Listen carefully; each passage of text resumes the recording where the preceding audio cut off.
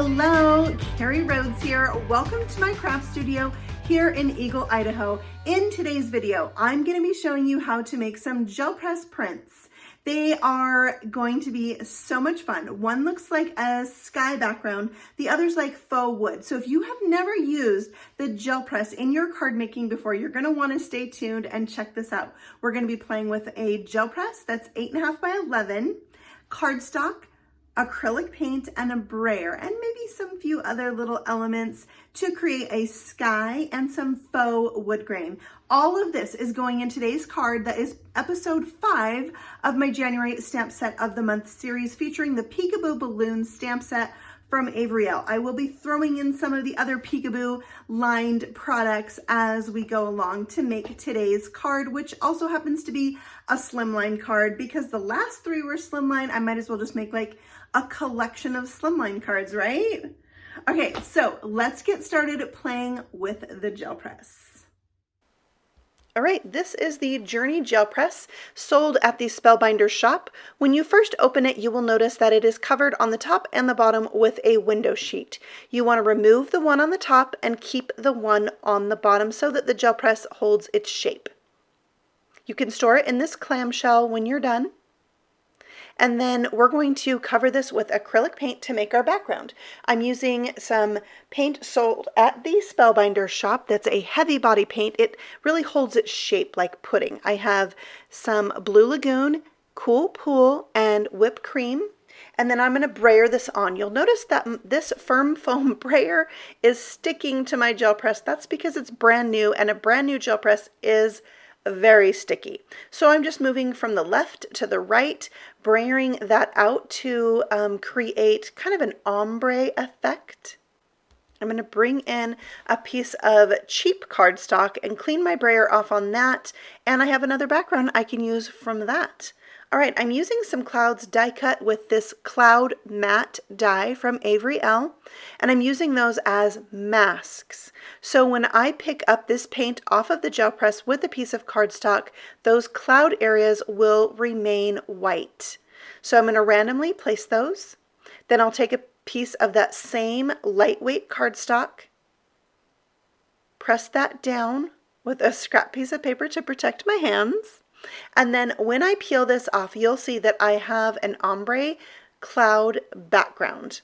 Now, I feel like this print could have turned out a little bit better, but this was the first time this gel press was ever used. If I was to redo this, I know I'd get a little bit better coverage. So remove those, and what is left is a bunch of dried paint. So I'm going to do a technique that I learned from a class that I took from Carolyn Dubé.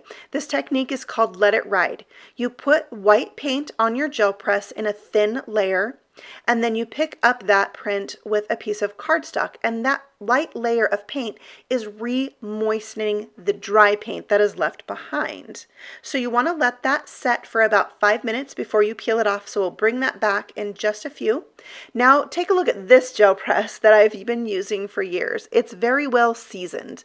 We're going to use this to make my faux wood grain backgrounds. So I'm putting on some cheap acrylic paint that you can get at any store that sells crafting supplies, and you can see it's a very thin, and you can get texture with simple things on your brayer like a hair. Ew. Anyways, we're brayering that out into a thin layer. I'm going to come in now with some darker colors, 2 different shades of brown, also in those thin, cheap acrylic paints, but you know what? They work on the gel press just as well. I mean, maybe not just as well. I kind of like the thicker ones better, to be honest.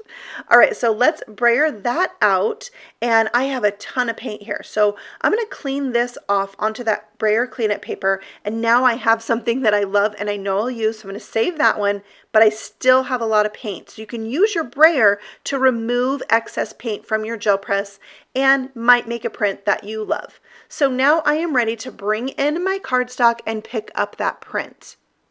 I'm going to cover that again with a scratch piece of paper to protect my hands, and then we'll peel off this and look at all the lines and the dimension in that print. You can also take a second print right away. This is called a ghost print. You're going to get something completely different with a little less. Usually it's not as bright, but this time I didn't get like very much in the middle. So I'm actually going to use that print for this Let It Ride. So you can see that paint is now dry on there, and I'm covering it with a thin layer of the white paint. I'll bring in that print that I was not in love with to take my Let It Ride print. And again, you want to press this down and let it sit for about 5 minutes. So now let's bring back the cloud background and see what we get after letting it set for 5 minutes. And you can see it's a really cool print. Definitely something I could use. And now let's take a look at all of the prints that we made, including the Brayer cleanup paper, because I will use that for something. And also, this is the one that I'm going to be using on today's card. It measures 3 3/4 by 9 1/8. And you can see how much better this print was because it was on a gel press that was a little bit more seasoned. But still, both prints are usable. Now, this is my favorite print. Look at that. It has a lot of dimension to it and a lot of interest. Okay, so let's take a look at all the brown ones. The Brayer cleanup papers are amazing, and so is this one that we peeled off the gel press. I love all 4 of them. All right, so here's some prints that I've already made, similar to what I just showed you. You can see the blue and the green in the middle have some extra texture in them because you can press stuff into your prints, into your paint, like bubble wrap, the bag that oranges come in, rubber stamps to create texture. It's amazing. Now I'm going to take some VersaFine Onyx black ink and stamp onto my gel press print with my hot air balloon. Now I'm going to be paper piecing in a rainbow order, so I went ahead and stamped on all those other colors. Next, I'm bringing in the stand from the Market Stand stamp set, which is another great one for your peekaboo pals to sit in. I'm going to stamp that again with the VersaFine Onyx black ink because you're stamping on top of something that has some texture to it. And you want to go ahead and heat set that because it takes longer to dry on top of acrylic paint. So go ahead and heat set those before you do any cutting.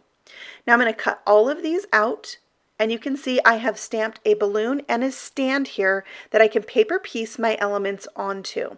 So I'm going to put the rainbow pieces down in, or the gel press prints down in rainbow order. And I will glue the green one on next because then the scallops on the yellow one can sit on top of that. And then the blue. And I also stamped the basket to the balloon on one of those brown pieces, and it works great. Isn't that cool? I love how that turned out. Okay, now for the Market Stand, I'm only putting my paper pieced gel press prints at the top and the bottom because I wanted a little contrast for the rest of the stand that's going to be brown. So I'm gluing those in place, and for the contrast, I'm coloring with Copic markers. E25 for my lightest color, and I will use that to color in all of those little accent pieces on my stand, filling them in with that light brown color to get a saturation of ink down, which is going to make it easier for me to blend. Now I'm going in with my darkest marker and putting that where I want my shadows to be. So I just went from my lightest marker to my darkest marker. Then I bring in my medium tone to blend out that dark. And because I have that light layer down, it just makes it that much easier to blend those colors together. For the last step, I'm going to come in with my lightest and do the final blending so it gives it a very seamless look. For the grass on this, I am going to be paper piecing, but I went ahead and just used green cardstock for this. I didn't want to overwhelm the card with too much gel press. I already have a lot going on. The rest of this image will be colored in with Copic markers as well. So the little flowers in yellow, and then my banner at the top with orange. So very simple Copic coloring to finish out this stand. Next, I'm bringing in a black liner pen and putting my own words on this stand because I want it to say Balloon Rides. I want this to look like you're at a day in the park and they're giving little balloon rides where the balloon is tethered and you just get a ride up and down, like hot air ballooning for beginners, right? Or something you could take your kids on. So I am being brave and writing this down, and I'm kind of using my own little lettering that I like to do when I doodle. It's not perfect at all. This is not Learn How to Letter by Carrie Rhoades, okay? But it's just a lesson in being brave, and it looks like it's hand painted.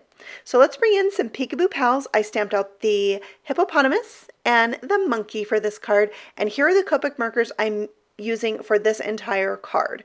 I already have those colored and die cut out, and I'm sticking the monkey into my balloon, and this is my favorite part. Putting on their little paws. So cute.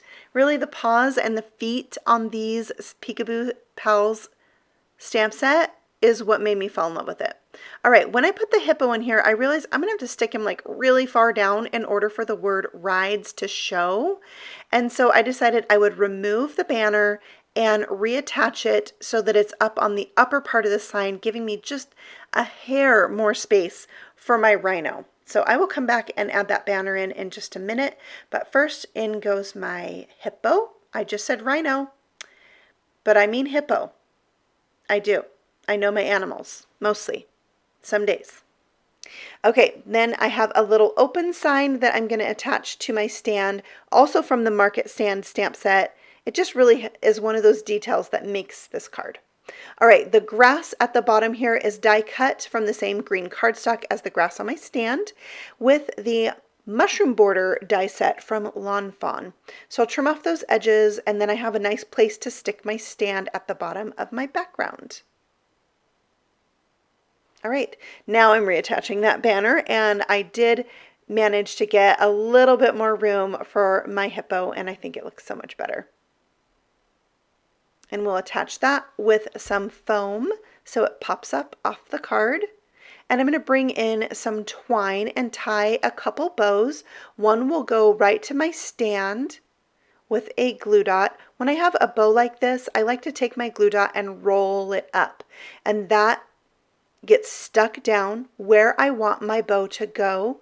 And that works best for me with tiny little bows. So you can see I made one for the hot air balloon too. Now I'm going to take a long piece and connect the two, because remember, we're just going to take a little ride up, nothing scary, a little ride down on our hot air balloon. So it's tethered.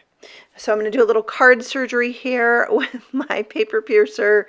I don't know why, but I thought this was easier than actually tying it to the stand, because my bow would be going in the direction I want it to go if I did it this way. So to each their own, whatever way is easiest for you.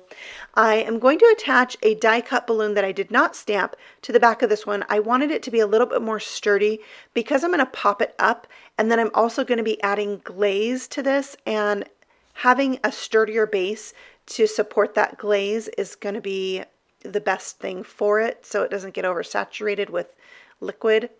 All right, now I can do some more surgery and tack that other end behind the balloon now that it's attached with its foam squares. All right, next we're going to mount this on top of our slimline card, which measures 9 1/4 by 7 3/4. This is the largest possible card I could make to fit into a business size envelope. Like, I need all the real estate I can get. I know some slimline cards are a little smaller, so again, just as long as it fits in that envelope, not a big deal. So I'm filling in the balloon with some glaze to make it shiny, and it really makes the balloon pop. I love it. So I would love to know, do you use the gel press in your card making? Or maybe from today's video, are you inspired to use the gel press in your card making? Let me know.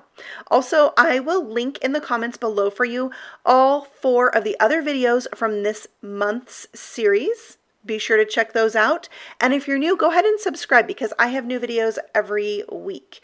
And if you are interested in any of the products I've used, I have them linked for you below. If you shop my links, you will be supporting this channel at no cost to you. I appreciate that so much. And I will be back again next week with a new series for you, so be sure to check that out. In the meantime, here's some more gel press videos for you to check out. Happy stamping! Bye!